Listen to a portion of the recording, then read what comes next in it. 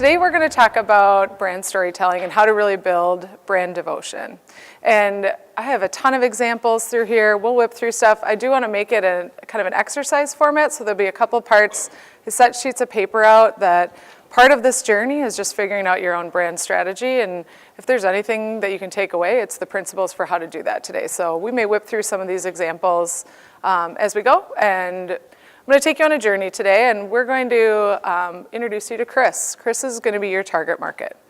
And I'm going to talk to you a little bit about who he is, what matters, and how we're going to connect with him. And the reality is, he woke up this morning, or she, and she didn't give a damn at all about your brand or who you are.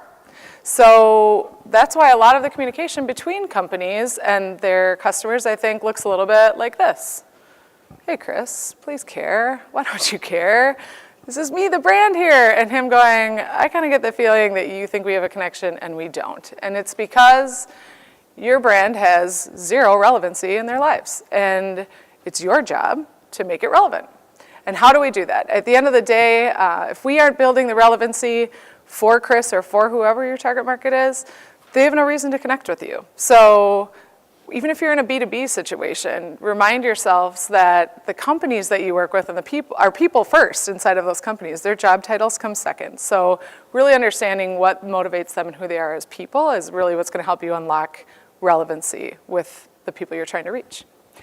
So today is about teaching you how to tell Chris a story. And it can't just be any story. It has to be the right story. It has to be something that's really going to connect with him. Brand storytelling is not a new theory or topic. It's likely something, maybe a buzz term you've heard, it's been around, but a lot of times the story is the same. And if there is anything that I think a lot of brands get wrong, it's that they start this story talking about themselves through a really cool creative message. They don't actually have relevancy. It becomes a, hey, look at me, I'm so awesome, I'm such a great brand. And the creative has driven the communication versus the strategy driving the creative. And it's important that we step back because what you really need is that strategy. I want a brand that looks good, but I really long for it to know that it's sensitive to my needs. So the question becomes, how do you know if your brand is resonating or not? And that's a lot of the exercise that we're going to go through together here today, is to figure out if you don't have that roadmap, let's start to shell one out and give you some of the building blocks to understand how to make your brand matter. Now for Chris, when it's, hey, am I resonating or not, it's, is this brand awesome? And are they sensitive to my needs? There's sort of a quadrant that's very hard to see here, but if you've connected with him, you've conveyed something that he's interested in an awesome way, and you've been sensitive to his needs. As a marketer, we talk about that as being differentiated and relevant. So how different are you from whatever your competitor is offering? Is it something unique that only you can do? And how relevant have you made it to him? What are you selling, and what is the thing that's going to appeal most to him, and what desire or fear is it going to fulfill? So it's important, as marketers, we may talk about differentiated and relevant. It really comes down to how do we tell a story? And there's a couple quotes here. This is from Harvard Business School professor John Kotter. And I think it's just grounding you in the power that marketing has in storytelling. And marketing is really just about changing a behavior or continuing a behavior. So John Kotter says, we learn best and change from hearing stories that strike a chord within us. Or a director of media psychology, stories are how we think. They're how we make meaning of life. Call them schemas, scripts, whatever you want to call them. Stories are how we explain how things work, how we make decisions, how we justify our decisions, and how we persuade others. And if you're interested in understanding and influencing a target audience and persuading them to come to your business, then stories should matter to you. This is how we as humans process and sort of catalog things in our brain. So the moral of this story is Chris and everyone else in the world is impacted by stories. So let's make sure we're telling a compelling one, and one that's actually going to make some type of connection with our target audience. Compelling stories can be made up in three parts. They should be engaging, so that there's interest from the target. They should be very simple. If you make it really hard for them to work to understand what your story is, they're not going to pay much attention. And it needs to be extremely portable, especially today. You all have encountered thousands, likely multiple thousands of messages already today before coming in here, whether it's 6-second video or television or just ads on your phone, whatever it may be, making sure your idea is simple and portable enough to intersect them in all of those avenues is really important.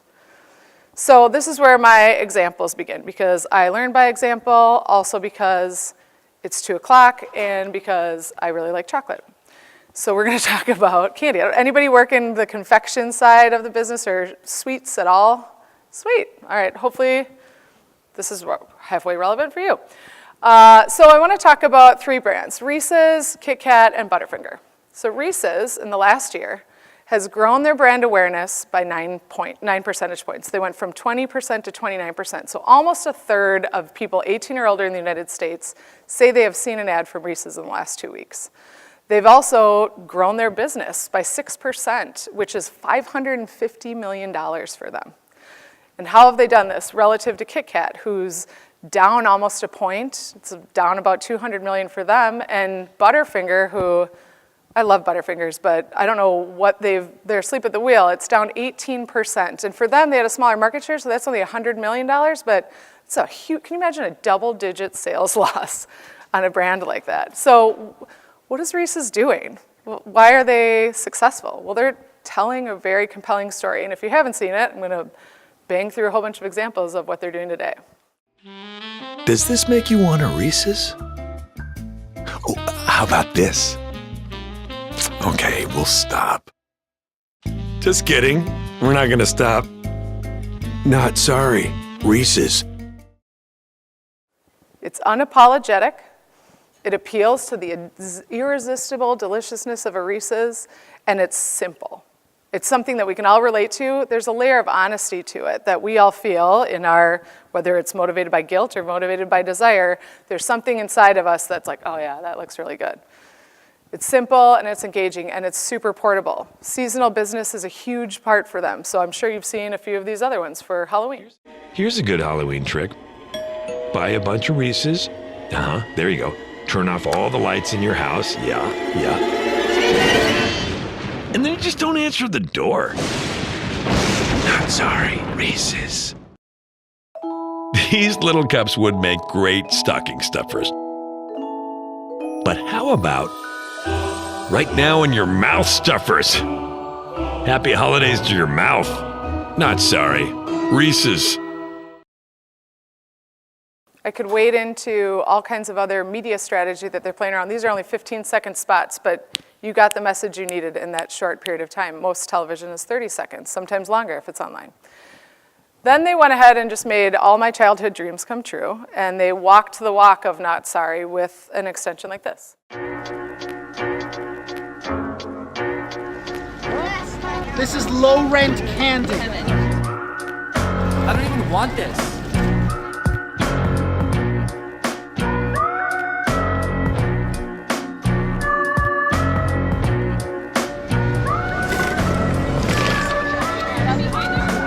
Put it in the top, yeah.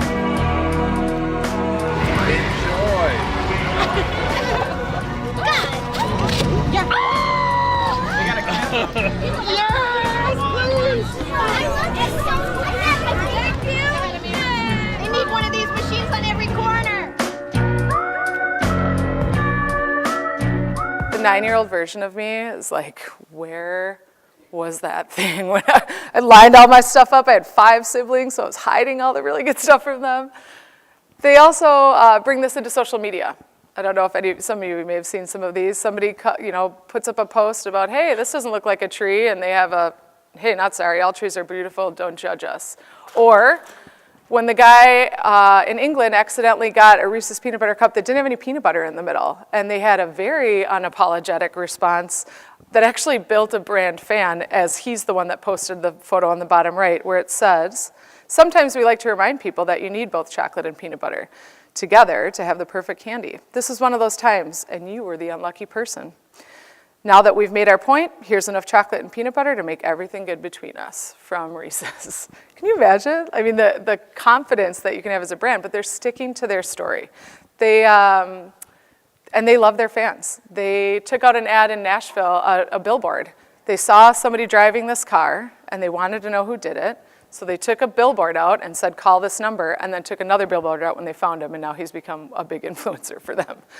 So when you think about a story, and you can see when it's simple and something that's relevant and has a connection with me in that first spot, you guys felt something when you reacted to the like, not sorry, but seeing them extend it in this way, that's when it becomes memorable.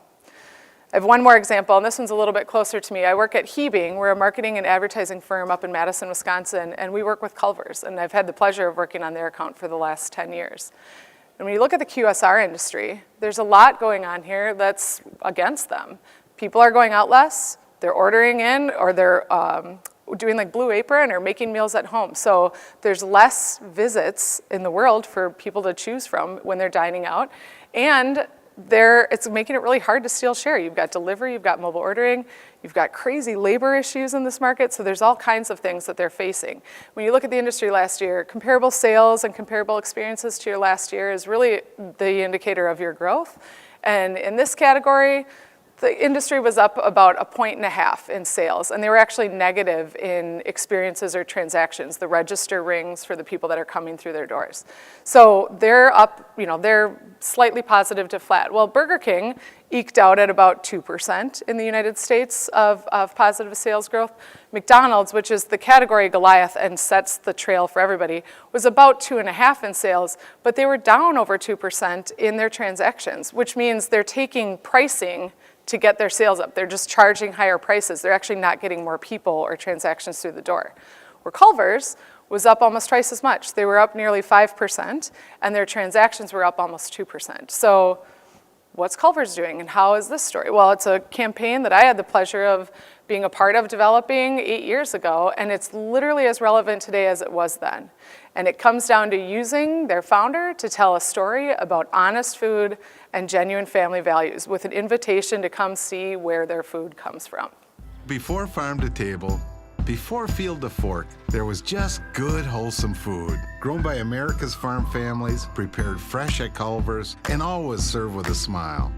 We still cook every Butterburger to order using the finest cuts of fresh 100% Midwest beef, and craft our frozen custard right in the restaurant using family farm fresh dairy. So thank you, farmers, and to all the rest, welcome to Delicious. This is one example of an advertisement. Hopefully you've seen a few of them, I hope, in this market, if you're from around here. But every season we're updating these promotionally. And at the end of the day, it really just comes down to the fact that Culver's doesn't cut corners in an industry that is known to cut corners at times. They'll change the beef mix, or they'll take some of the butterfat out of the dairy. And from day one, that's just a story and a principle that the Culver's family has had. And all we were invited in to do was help them tell their story. It's something that was true to who they were. So it really comes down to finding the pillars of your brand and not deviating from them in your operations or in your marketing message, because it can actually unfold in a really cool way for marketing. We were able to sort of extend it across all the packaging. We have quotes from their butchers, their cheese suppliers, their vendors. We were able to build stories about where food comes from and have a really honest conversation about what it takes to produce the dairy that's feeding America. We extended into artwork in their restaurant. Just regrounding them in where, food isn't made, it's grown, and it starts here. And there's a lot of transparency in this message for them. And then when you get to sort of on-the-go type of places, it's really about getting the right menu items in front of them and making sure that they feel that there's nothing to hide in the ingredients in their food. So both of these examples, I think, are really just here to show if it's simple and it's relevant and engaging to them, and it's honest, it's going to be something that they can react to. Now, if you connect with the target in the right way, there is this, hey, you kind of get me. So it becomes, well, how do I get through? So reality is, if we can make a story compelling, we've got to intersect 600 to 3,000 messages that every single one of you and every single one of the people in your target audiences are bombarded with in one day. And we are biased to just pass. We have literally like the response, like it's like goldfish level, 8-second attention spans with media and finger swiping as it is today. So you have to sort of break through everything. And you really have a moment to do it. You have 3 seconds on stage and your competitor's coming right behind you. So you have to make it count whenever you're trying to intersect them in the world. And here, similar criteria come into play. You want it to be very relevant to them as people in the world and how they're connecting to your brand. You want it to be differentiated, and it needs to be truthful. If you try to say something that isn't true to who you are, they will figure it out, and they will not come back, or they will not reuse you again. So you can't pretend to be somebody you're not. You have to say what you mean what you say, and say it like you mean it. And there are 2 ways that I think brands really tend to fail here. And this is, if there's anything I've learned in my 15 years doing this, this is one of the hardest parts to start a conversation with any client, is the fear to commit and really zero in on who's at the center of the bullseye of my target audience. Because if I aim there, I'm gonna get residual people to come in. When we went to Craig Culver, he literally told us his target was anybody with a mouth. It's like, I'm not sure how we're going to do that for you, but here's what we can do. We can help you understand who your real audience is relative to what your story is. And we ended up creating the chief meal officer, a mother, a woman, a 25, we figured out a place to aim. And that's what being afraid to commit is really about. Relevancy is relevant. If you really try to appeal to everybody, you're going to appeal to nobody. So this is the first part of our exercise, and I think we've used a couple examples. We'll go through a bunch more examples, but you have a sheet of paper in front of you, and what I want you to do first, before you write it down, we're gonna write a sentence about who we think our target could be. But first, close your eyes and literally picture somebody that is in your target audience right now today that is not purchasing from you, but should, because you're perfect from them. And as you're thinking about them, think about what are their fears? What are their desires? You don't have to write down how your product is right for them. What you want to be thinking about is, what are they longing for or hoping for? When they think about your category or your product in general, what are their opinions? What's their gut reaction? And what is going to appeal about your service or product to them? If you have some ideas on the thoughts, what we'll do is try to turn it into a sentence. So what's an adjective you might describe it? A construct that I like to use is an adjective describing them who wants blank but fears blank, or who desires blank but misses blank. There's some tension present that you're trying to get to on behalf of them, because wherever that tension is where your brand steps in to help solve. Take a look at your sentence. Does it describe every single person that shops the category you work in or the category you serve in? Is it generic or is it pretty specific? Could it describe a smaller group of people? If it's talking to the entire category, you're not quite there yet. Not having fear to commit, zeroing in on who your target audience and what the motivations of your audience are step 1. The next reason that a lot of brands fail is they're not willing to take a risk. And here we're going to go through a few more examples, but when you don't take a risk, you really don't get a reward. So if you're going to be different from everybody else, you have to make sure you just don't do the same thing that everybody else is doing. And it doesn't matter if you're a $1 million brand like Reese's, hundreds of $1 million brand like Reese's, or you're a local store owner or a restaurant owner.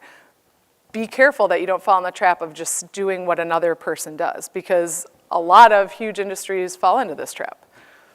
Here's the 4 different brands of shampoo with a hero product and a totally edited and enhanced unreal hair example.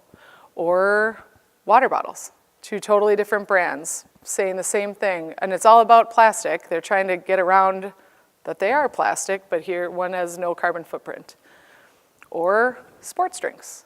It's Powerade and Gatorade, almost 2 identical ad units. Even Hollywood doesn't get away with. They're doing this even in their movie titles. So there's a sea of sameness out there, and the relevancy is going to be really important. If you make sure you don't look like everybody else, you're going to stand out and you're going to feel really differentiated. So the next part of our exercise is how to figure out what the main point of your story is. So think of the person that we were just picturing, the person that you just wrote a sentence about. As you're picturing them in your head, let's assume you're up on stage here and you've got 300 of those people in this room. What's the one sentence you want to tell them? It's the one thing that's going to differentiate you from everybody else, from all the other places that they could choose to dine or choose to purchase. If we think back to earlier part of the presentation, it's important that this be honest and be something that you can deliver on. If it's not, and they don't experience this promise that you're making or this point that you're telling them, they'll feel that out, especially today's world. Transparency and authenticity is critical, just about every generation we talk to. So making sure that it's something that's truly honest to who you are and a little bit differentiated from what everybody else is saying is going to be important.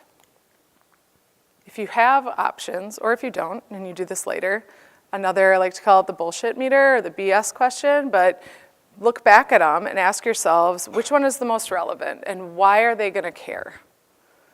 So just force yourself through the exercise. I identified in my target statement what I think is motivating them, what their opinions are of this category. Now I've made a point.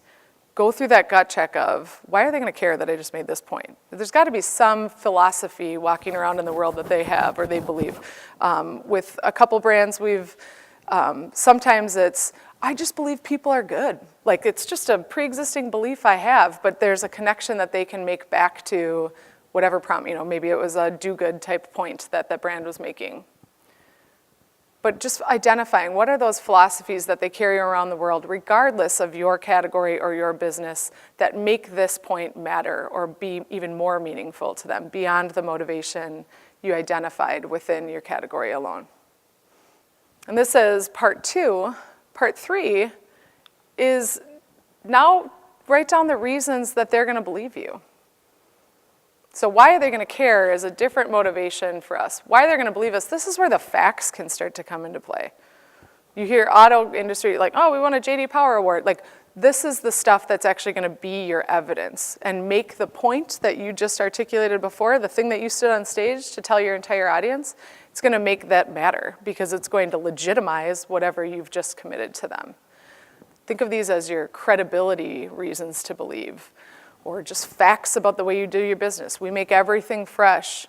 We're open 24 hours. What are the principles of your business that reinforce the point that you've shared? Is this making sense? Has anybody been through an exercise like this before with their companies? Or these are 3 pillars of brand positioning, brand strategy. You can use it for a campaign, but these questions are really kind of become the fundamentals of having a solid strategy. Who are we talking to? What is the main point? And why are they going to believe you? Think of these as like a roadmap for how you should communicate. And it's only after you have these decisions made that you should really start thinking about, all right, now what should my message be? And what should my tagline be? Without this, it's really hard to identify what's going to be meaningful. And you start chasing cool visual ideas or pretty executions that aren't going to resonate for very long. So this is the roadmap. It's something that you build at the upfront, it inspires where the creativity goes after, and it's something you can always check back to make sure whatever you're putting out in the world, whatever marketing efforts you're doing, measure up to this roadmap that you set out. And once you have strategy, like we talked about in the beginning, once you have a strategy, now it's time to start thinking about how we can get creative. And this is where you hear like the big idea, like what's the big idea? None of that works unless you know what your idea is. A wonderful example I like to use here is Apple. Who knows Apple's tagline? Think different. Does that sound familiar? Think different. Apple, it's 2 words, and it's a super compelling tagline, and it's worked really well for them. But it's not the marketing agency that came up with it. Steve Jobs thought differently from day one. He thought differently about how to solve our technology and device needs and fundamentally introduce products that were different from what everybody else was doing. So the creative just became a simple articulation of what they were already doing organizationally and operationally from day one. So a big idea gets the target's attention. It's going to leave them feeling like they have a new or renewed perspective about who you are or what you're offering. It's going to invigorate or move them to take action, to purchase you, to participate in your business, to come dine there.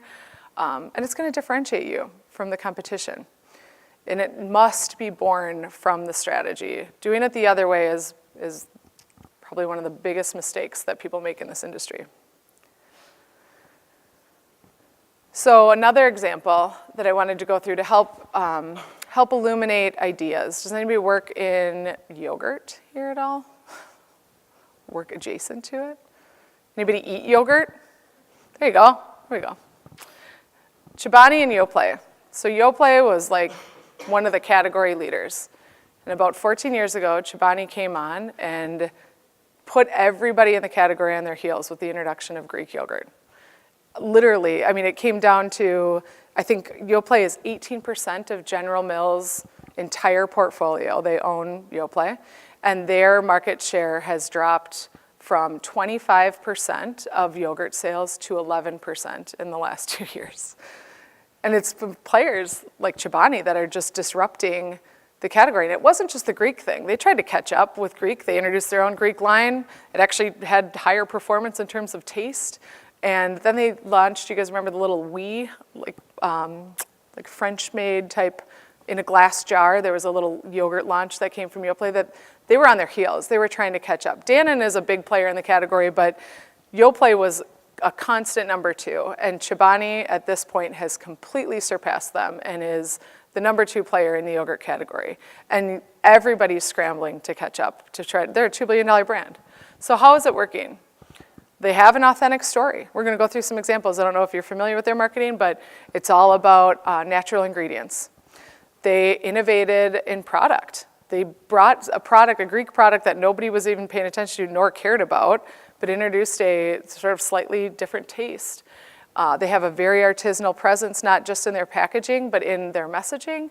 And they charged a shitload more. Like, there was something to be said. It's kind of like Dyson and Hoover. Like, Hoover sucked dirt better, but Dyson came in and totally disrupted them by just making a claim and putting a 3 times price tag on it. But it's working. Yoplait is the original. There's really not much else going on here, as evidenced by a lot of what they've been trying to do. In the past, I think 5 years, so Chobani's been on for 14 years, they've changed agencies a few times, and they've changed campaigns 3 times since 2015.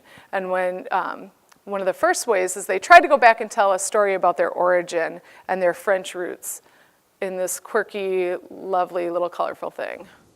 Yoplait. It's snack time. Oh, look! Yoplait Original now has 25% less sugar. Time to test it. How is it? It tastes good. Congratulations, Yoplait. You did it. Yoplait. What did that tell you about Yoplait? I had to watch it 3 times. I couldn't understand it. There are subtitles on it. But the point here, that agency obviously was let go, and they're like, oh, well, we have this cool story too. We're French. Like, let's tell that story. The execution did not resonate. The insight didn't really resonate because we aren't walking around thinking about Yoplait as a French brand. So then they tried to jump on sort of the Mom So Hard bandwagon, and this is a more recent campaign that they're running right now. Kids, first day of school. At least she has shoes on. Good morning. Frozen now, thawed by lunch. Have a good day at school. Nailed it. Yoplait and Go-Gurt. Mom on! So they've dumped a ton of money into this Mom On strategy. They've got a bunch of influencers, and it's unapologetic, and it's real as a mother. That's a very real experience that I have. But I didn't learn a damn thing about Yoplait in that commercial. It could have been for Go-Go Squeeze or granola bars. It could have been for any possible kid-on-the-go brand. The one thing I did take away is that if I put that pouch in the freezer, it'll thaw by lunch. Well, great, you just told me that for every other brand that I buy that for too. So I think the point here is, okay, here's something that's relevant, but it's not at all connected or differentiated for the product that they're offering. Now, Chobani, the taste and the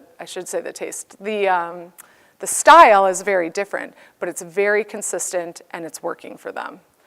And this is one of the TV ads. They don't run a lot of these here in the Midwest, but they run elsewhere.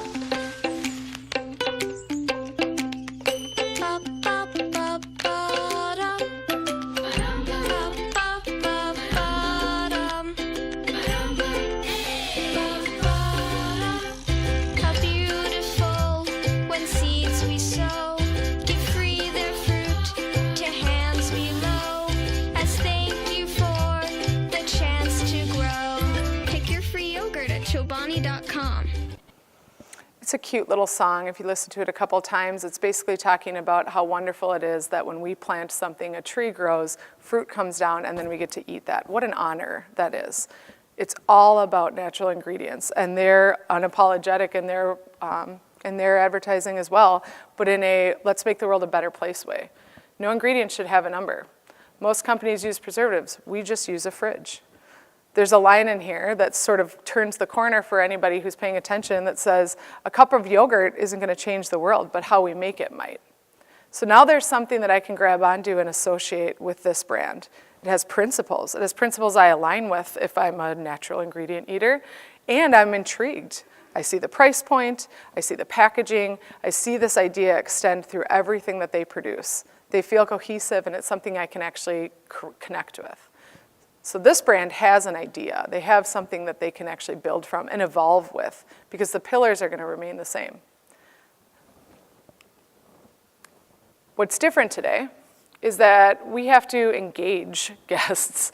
It's not just enough to tell a story. So I've showed you print ads, I've showed you videos, but today's consumer is very different. And depending on the content you're producing, showing up in their Facebook feed, having the right outdoor or some kind of cool, disruptive guerrilla marketing execution, all of these are really viable places to intersect our target.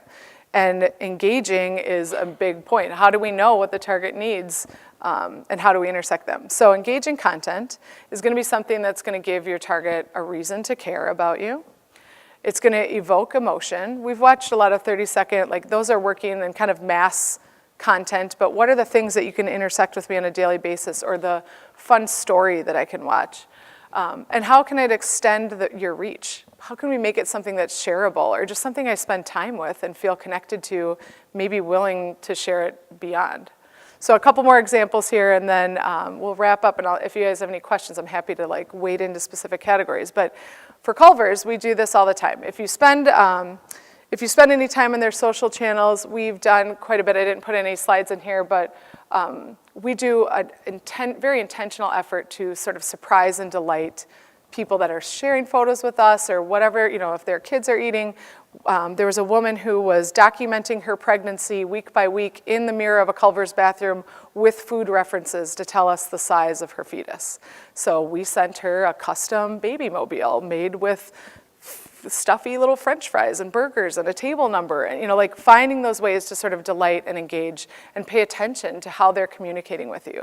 So there's all kinds of channels with social media. Don't underestimate those as a way to engage. But there's also ways to sort of bring them in. For Culver's, we brought them in behind the scenes. One of our recent Butterburger campaigns was literally inviting the people that come into the restaurant. And it's real people. This is not staged, but inviting them in and then exposing, like, oh, Craig's gonna make your burger and you're gonna come back in the kitchen and do it. So this is a little bit longer video. We've got the time, so I'm gonna play it, but bear with me, it's 2 minutes, but it kind of gives you a different peek at content that will engage. It's not a commercial. This is just letting you in on who we are and what we do. We are in Florida, and we're going to bring guests back into our kitchen. They don't know this, and I'm going to be working the grill for them and making their Butterburger fresh for them. This will be fun. Craig Culver. Nice to meet you. Craig Culver. Hey, hi, how are you? I think there's a lot of misperception with what we do and how we do things. So I think it'll shed a light on how cooked to order, made to order, fresh ingredients, what it really means. And hopefully they understand where our product comes from and how it gets to them. I think the fresh beef will surprise some people. They hear us say it all the time, but really putting that fresh beef on the grill and pressing it out, saying, wow, you really do that? A lot of people who come through the drive-thru, they don't know that everything is made fresh. They just kind of assume it's like every other like chain restaurant, that it's not. Okay guys, we're going. Let's get cameras rolling. Get I get 1 butter burger. Make it 1 double and 2 singles. Fried onions? I'm gonna cook for you. All fresh beef. That's where that great flavor comes from. I like it. And we're looking for that nice sear, just like what we got right here. Everything smells so good. It looks great. I think what guests are going to learn by going back in the kitchen with Craig is that really each meal is made for them. Fresh, hot, off the grill. Exactly how I like it. Just seeing their face when they take a bite into it, you know, no greater payoff. That's amazing. All right, you did a good job. Yeah, it's delicious. It's always an honor to have Craig here. It's always fun. He brings a whole level of energy. It's great to see you. Good seeing you too. Thank you. A butter burger tastes a lot better when there's a please, a thank you, and a my pleasure, and a big, genuine smile behind it. And like I said, if we continue to do that, good things will happen. To you personally and to us as a team. That's what I believe. So thank you very much for allowing us to invade your restaurant. And that means it's a wrap. It's a wrap. That's it. Thank you, everybody. So it's not a commercial, but I bet you learned something about how Butterburgers are made, or you feel differently about Culver's or the people that work there, or the intention they put into their meals. The point here, they have a unbelievably authentic story that we just get to tell. And this literally was, let us just take you back there and let the cameras roll so you can see how organic these exchanges are. For your brands, think about what's the content that can engage. Is there a video that I can put on my social feed that gives them a peek at the day in our lives and the intention we put into the meals we're making, or the integrity we have in selecting our ingredients, or putting the right people in the right positions to do the job well. Don't underestimate the power of your transparency, especially if the story is good, in engaging them. It doesn't need to be a whiz-bang 30-second TV ad. You don't have to have the budgets for that. This is content you can make really simple as long as you beat the same drum around what your strategy is and you have those guardrails. You're gonna have a story to tell. It can be something really simple too, like this is an Instagram post, but like tell us your daydream. What is your Butterburger daydream? Just tell us what kind of food, what would you put on a burger? Not only did we get like 60,000 submissions on this, but it inspired the chef to try a few things that he hadn't tried for some LTO burgers for them. So be thinking about content, not just in traditional mass media formats, but just how can I expose or invite people in and just have a little bit of fun? Either fun in participating and maybe give a gift card away, or maybe something a little bit more behind the scenes and showing them who we are and exposing everything you have to offer. I realize I went really fast through this presentation. I'm a super fast talker, so I apologize if I blew past something, and I'll be hanging out here if you guys have questions afterwards. But if there are 3 things that you're taking from today, commit to being able to tell your story, and commit to the audience that you want to tell it to. Be relevant, and be relevant to somebody, not everybody. Figure out where your bullseye is. And again, I said it before, if you aim, you will get the collateral group around it. We aim at moms with a certain set of values for Culver's, but we get burger-loving guys, we get seniors, we get lunchers because it's built around values that she holds that they hold too. That's what makes people feel welcome and belonging there. If you aim somewhere, you're gonna get a lot of other people along with that, but the point is to know what your opportunities are with a specific audience and try not to deviate from it. And then take a risk. Might be calculated, make sure it's a little bit calculated, but take it. Maybe it is a little bit of an exposure behind the scenes or something fun. Maybe one of your employees has a great idea of some cool secret menu item or something. There might be something just in the people that you trust and work with every day. They could be bubbling with ideas that could be really relevant to the people that should be dining with you but don't know about you. And as you do, just remember that if you make somebody care, you just might win and have a powerful conversation that cements brand devotion. So that's all I have today. I'm happy to answer any questions, go through examples as you guys have drafted things. This is your symposium and your opportunity. So hopefully I gave you a little bit to digest and apply back at your locations. Thank you.